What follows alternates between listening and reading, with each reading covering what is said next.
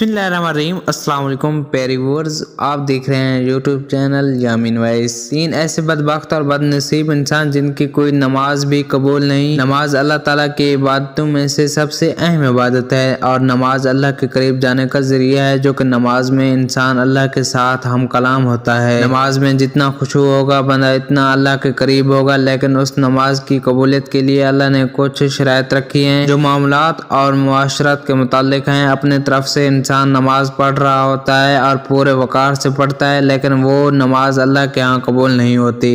वो 3 लोग कौन है जिनकी नमाज अल्लाह के यहाँ कबूल नहीं होती? उनमें से सबसे पहला वो गुलाम है। वीडियो शुरू करने से पहले आपसे एक छोटी सी गुजारिश है, अगर आप हमारे चैनल पर नए हैं तो प्लीज हमारे चैनल को सब्सक्राइब और साथ लगे बेल आइकन के बटन को जरूर प्रेस कर दें। जो अपने आका से भाग जाए, ऐसे गुलाम की नमाज को अल्लाह ताला कबूल नहीं फरमाते जब तक अपने आका के पास वापस ना लौट जाए। दूसरा, उस शख्स की नमाज कबूल नहीं होती जो इमामत कराता हो, वो नमाजी किसी शरई उज़्र की वजह से उससे नाराज हो और उनके नाराज होने के बावजूद वो नमाज पढ़ाए, उस इमाम की अल्लाह के यहाँ नमाज कबूल नहीं होगी। और तीसरा शख्स जिनकी नमाज नाकाबिल कबूल है, वो बीवी जो अपने खावंद से नाराज हो।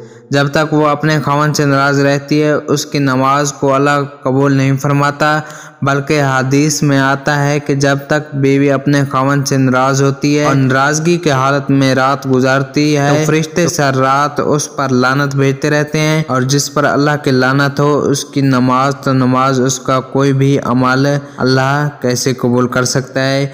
मज़ीद अच्छी वीडियो देखने के लिए हमारे चैनल को सब्सक्राइब करें। Thanks for watching.